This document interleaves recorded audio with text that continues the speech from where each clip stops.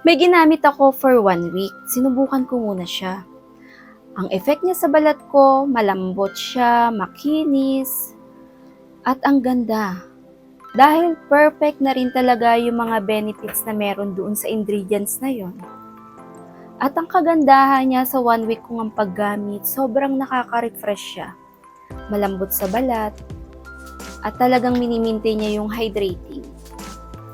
So, una, na-curious ako ano bang meron yun. At ginamit ko nga siya for 1 week. Pansin mo yung effect, sobrang gaan sa balat, napaka-smooth niya. So, dahil nandun na rin talaga yung minimaintain yung hydrating ng cutis.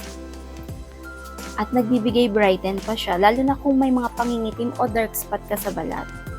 Yun lang din talaga perfect na siyang gamitin. At heto nga siya, ang Rose Water Smoothing Gel. Maganda to gamitin, nagbibigay brighten, lalo na sa even out skin tone. Tumutulong din to lalo sa pores. At ang kagandahan niya, nagbibigay siyang brightening, whitening, at yung firming niya. Ang nagustuhan ko sa kanya, perfect na rin talaga ang kombong meron to. Dahil ang rose water, maganda talaga sa balat natin. Sobrang minimaintain niya ang lock-up moisture, stay hydrating ng balat, refreshing siya. Everyday mo lamang siyang gamitin dahil dito nga sa naobserbahan ko sa kanya at ginamit ko siya, nakakatulong siyang magbigay kinis, mapusyaw sa balat, sobrang glow, dahil naglalaman siya ng niacinamide na maganda para sa balat natin. Dahil ang niacinamide, kailangan din talaga ng ating kutis. Perfect itong aking nakitang maganda din talaga to para sa balat natin. Saka ang mga ingredients din talaga kasi ang meron to, naglalaman na siya ng castor oil, tapos naglalaman na rin siya ng mga ingredients na talagang maganda para sa balat. Perfect siya gamitin.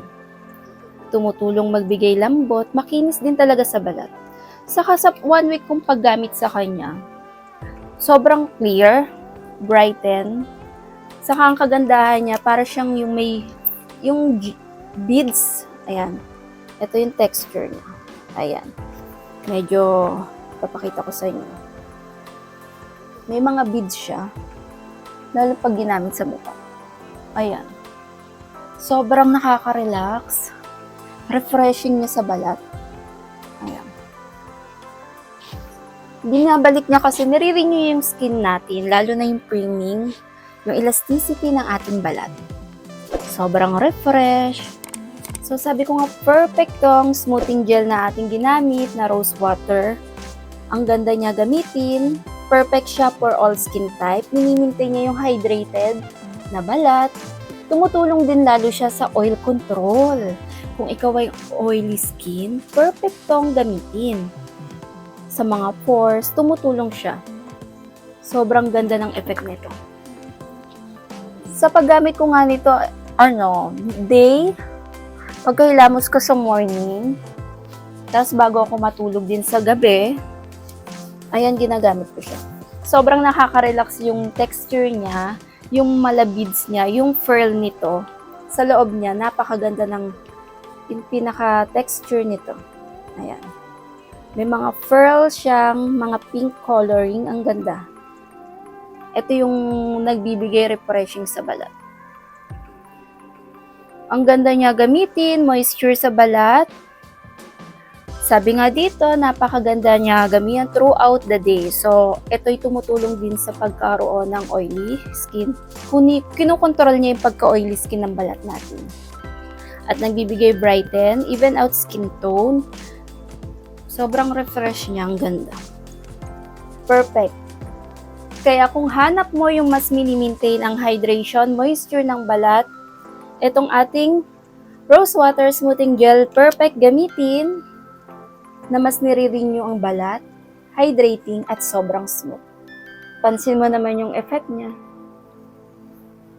Talagang all in. Nasa kanya na. Perfect gamitin pang everyday natin. Sobrang refreshing. Dahil na rin sa ingredients na meron tong dala.